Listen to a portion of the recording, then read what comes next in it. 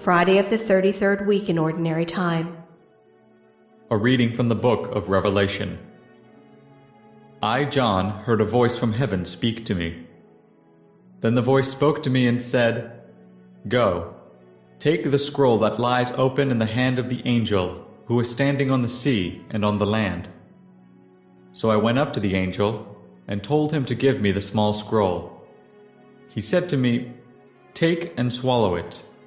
It will turn your stomach sour, but in your mouth it will taste as sweet as honey." I took the small scroll from the angel's hand and swallowed it.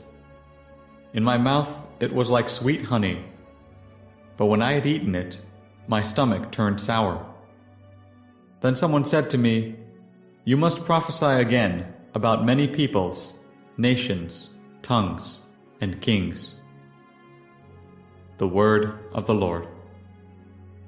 The responsorial psalm. The response is, "How sweet to my taste is your promise. In the way of your decrees I rejoice, as much as in all riches. How sweet to my taste is your promise. Yes, your decrees are my delight, they are my counselors. How sweet to my taste is your promise. The law of your mouth is to me more precious than thousands of gold and silver pieces. How sweet to my taste is your promise. How sweet to my palate are your promises, sweeter than honey to my mouth. How sweet to my taste is your promise. Your decrees are my inheritance forever, the joy of my heart they are. How sweet to my taste is your promise. I gasp with open mouth in my yearning for your commands. How sweet to my taste is your promise. A reading from the Holy Gospel according to Luke. Jesus entered the temple area and proceeded to drive out those who were selling things, saying to them, "It is written, 'My house shall be a house of prayer,' but you have made it a den of thieves." And every day he was teaching in the temple area. The chief priests, the scribes, and the leaders of the people, meanwhile, were seeking to put him to death. But they could find no way to accomplish their purpose, because all the people were hanging on his words. The Gospel of the Lord.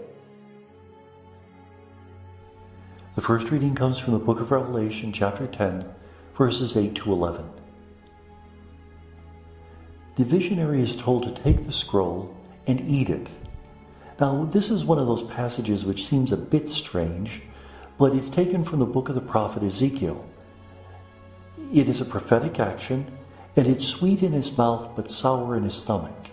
It is good to proclaim the word of God, but the consequences of the word of God, which is judgment upon the earth, is sour. It is difficult to take, yet it has to be proclaimed.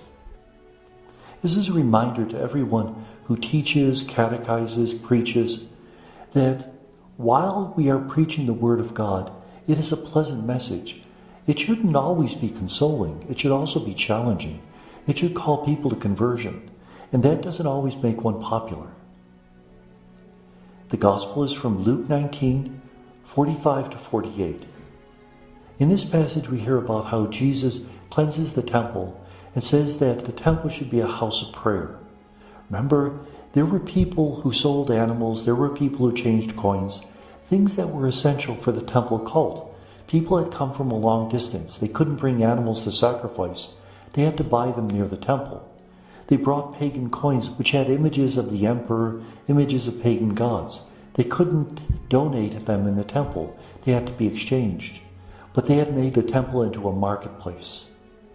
And so Jesus shows that he has authority even over how the temple cult was being exercised. He truly is a man who both is transparent and has the authority of God in his words. And may God bless us.